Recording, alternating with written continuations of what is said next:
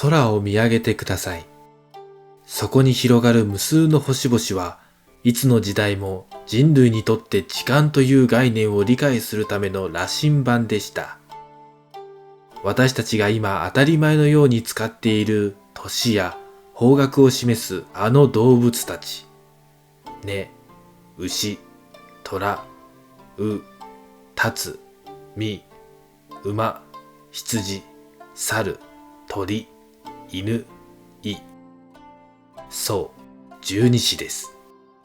これは単なる占いでもおとぎ話でもありません。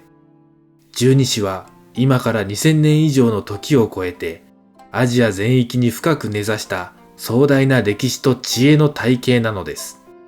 なぜこの12の動物たちが選ばれたのか、その起源はどこにあるのか、そしてなぜこれほどまでに私たちの生活、文化、精神に影響を与え続けているのでしょうか。私たちは古代の英知が織りなす時間軸の物語を紐解きます。こんにちは、がっちゃんです。いつもご視聴ありがとうございます。それでは早速本編に入りましょう。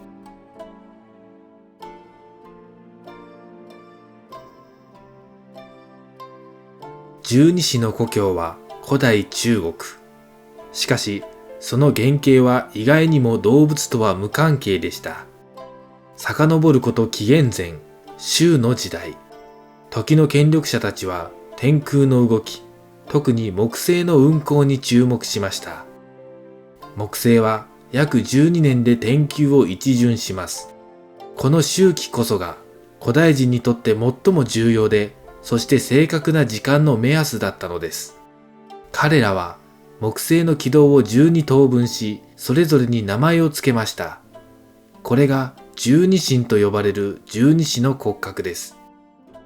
例えば、ネズミは北の方角、深夜0時、そして冬至を意味する地点でした。馬は南、正午、夏至を示す地点。これらはまだ動物ではなく、純粋な宇宙と方位の記号でした。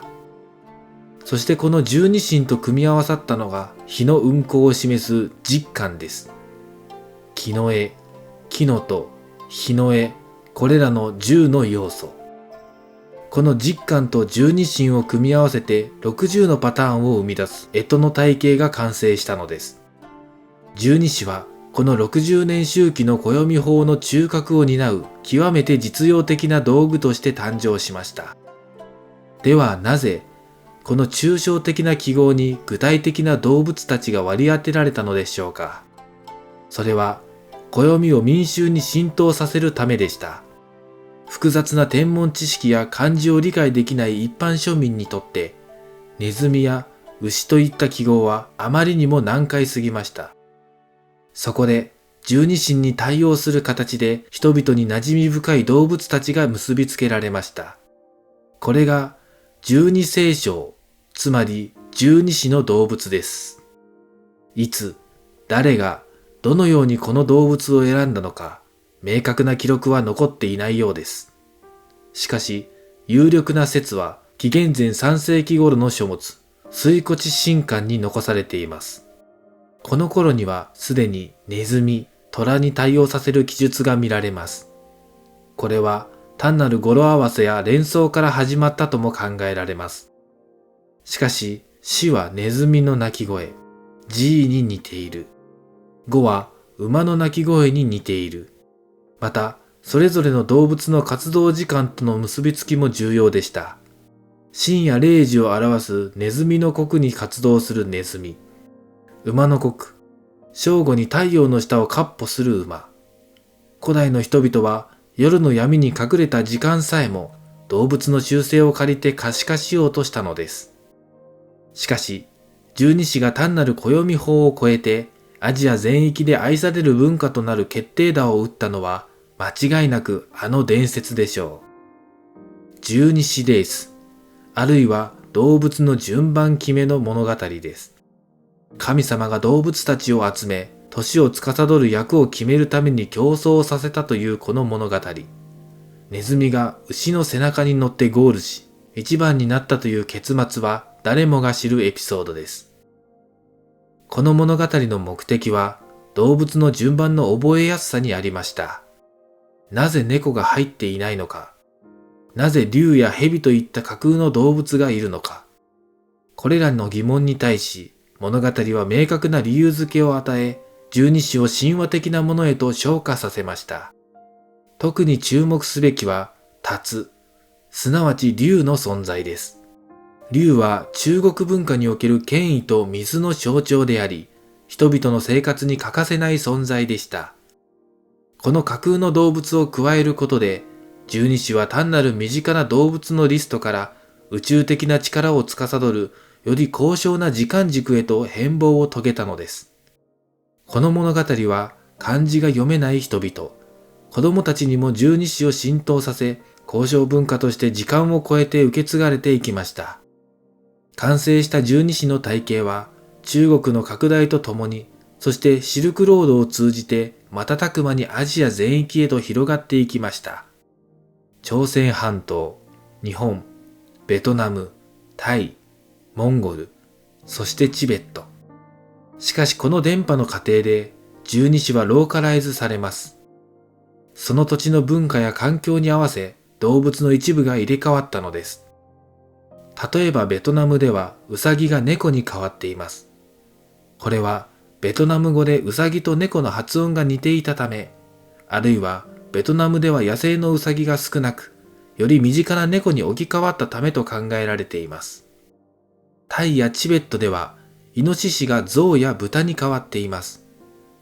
日本の山間部にいるイノシシよりもその土地にいる動物が選ばれた結果です。動物の変更は十二支の驚異的な適応力を示しています。核となる12年周期の概念と12のシンボル、十二神は維持しつつ、外側の動物の顔は人々に親しみやすいものへと柔軟に変化しました。日本においては古代の律令制度の導入とともに大陸から伝わり、現在に至るまで年や方角、時刻を示す最も基本的な時間軸として定着しています。現代を生きる私たちにとって十二支はどのような役割を果たしているのでしょうか。第一に、それは時間と空間の羅針盤です。十二支は年だけでなく、月、日、そして刻、つまり時刻を示すためにも使われてきました。一刻は現在の2時間にあたり、例えば午前0時を挟む時間が根の刻、正午が馬の刻です。また、方角を示す役割もあります。真北がネズミ、真南が馬。これにちなんだのが四五線です。この概念は現在も地図上の基準線として残っています。そして最も身近な役割が個人のアイデンティティとしての役割です。生まれた年の干支はその人の性格や運命を象徴するものと信じられ、社会的なコミュニケーションの道具となりました。あなたは何年生まれですかと聞く代わりに、あなたの干支は何ですかと尋ねる。これは年齢や社会的な立場を間接的に確認する東洋文化特有の奥ゆかしい知恵でもありました。十二支の物語は人類が宇宙の法則を理解し、それを生活に落とし込むために重ねてきた途方もない努力の結晶です。抽象的な木星の運行から始まり、難解な暦法へと発展し、最終的にはウサギやネズミといった親愛なる動物の姿を借りて、アジア全域の民衆の心に深く刻み込まれました。実用的な暦としての側面、文化を伝達する物語としての側面、そして私たちのアイデンティティを形作る側面。十二支はまさに歴史、文化、そして科学が融合した世界で最も成功した時間体系の一つと言えるでしょう。来たる年も、その次の年も、十二支の動物たちは変わることなく、私たちに過ぎゆく時間の大切さを静かに語りかけてくれるでしょう。太古の星空から届いたこの壮大なメッセージを、私たちは次の世代へと確かに受け継いでいかなければなりません。本日の動画は以上となります。ご視聴ありがとうございました。今後も様々な歴史について解説をしていきたいと思いますので、少しでも面白いなと思ってくださった方は、ぜひ高評価、チャンネル登録よろしくお願いします。それでは皆さんまた次回お会いしましょう。がっちゃんでした。